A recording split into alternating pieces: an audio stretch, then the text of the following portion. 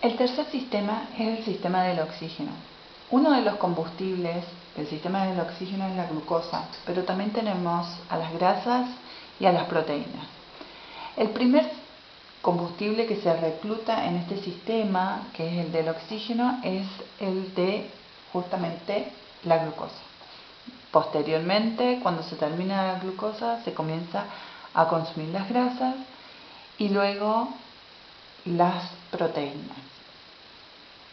En este primer caso vamos a explicar cómo es el funcionamiento del sistema del oxígeno para la glucosa y luego para las grasas. ¿Sí? En el caso de la glucosa, ya habíamos dicho en el sistema anterior que pasa por un proceso que es la glucólisis, donde forma 2 ATP.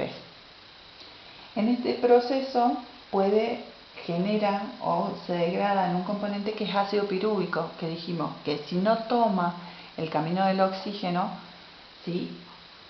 Deriva en otro componente que era el ácido láctico. En este caso va a tomar el camino del oxígeno, por lo cual deriva en un componente que es el acetilcoenzima A. Este acetilcoenzima A entra en un ciclo que se llama ciclo de Krebs o ciclo del ácido cítrico. Este ciclo de ácido cítrico descompone aún más estas moléculas y en esa descomposición genera un componente que es el dióxido de carbono, que es el que luego nosotros eliminamos en la respiración. Dentro de este ciclo de Krebs también se forman 2 ATP más. Posteriormente, este ciclo de Krebs, aparte de generar este dióxido de carbono, le provee a 2 elementos que son el NAD y el FAT. NAD es nicotidamina adenina dinucleótido y FAT flavina adenina dinucleótido de hidrógenos. Estos 2 componentes, el NAD y el FAT, entonces comienzan lo que se llama la cadena respiratoria del sistema del oxígeno o fosforilación oxidativa. O sea que estos 2 elementos tienen el suficiente potencial redox para empezar una cadena respiratoria.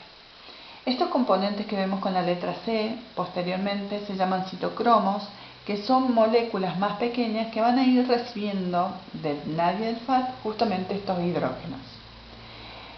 En esta cadena respiratoria que se forma, entonces, cada citocromo le cede al siguiente hidrógenos y por cada ceder se elimina energía que forma ATP. En esta cadena respiratoria se pueden llegar a formar 34 ATP más. Finalmente, el último citocromo no puede reducir a ningún otro citocromo más por la cantidad de hidrógenos que tiene, por lo cual del exterior viene el oxígeno. El oxígeno entonces toma ese último hidrógeno que no le sirve a ningún citocromo más y forma agua, que es expulsado al exterior a través de las lágrimas, la orina y las heces. Este es un sistema que, como ustedes pueden ver, es muy largo, por lo cual necesita mucho tiempo, pero a su vez genera muchísima mayor cantidad de energía que el resto de los elementos, o sea, de los otros 2 sistemas, porque en total, por ejemplo, este sistema solo genera 38 ATPs, ¿sí? En cambio, la glucosa sola por el camino anaeróbico solamente genera 2, por lo cual este sistema energético, al necesitar más tiempo, se utiliza para actividades mucho más lentas, ¿sí? En cambio, en forma anaeróbica, la glucosa se utiliza para actividades más rápidas, pero con el componente negativo que es la generación de ácido láctico.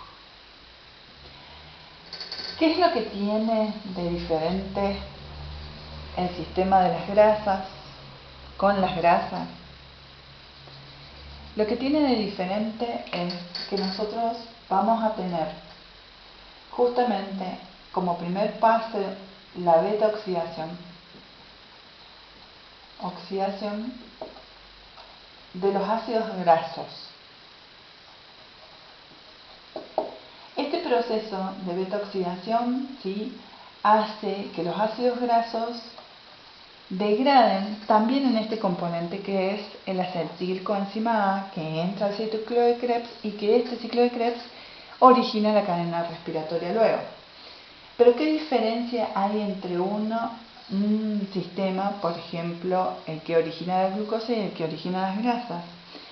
Que las grasas van a generar en la cadena respiratoria 121 ATP contra 34 que genera la glucosa.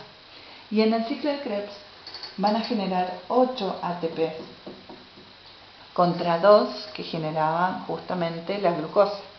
Por lo cual, si el sistema de las grasas es utilizado, se genera muchísima más energía con un solo ácido graso que con una glucosa. Por lo cual, la utilización de las grasas se hace más larga todavía que la utilización de la glucosa.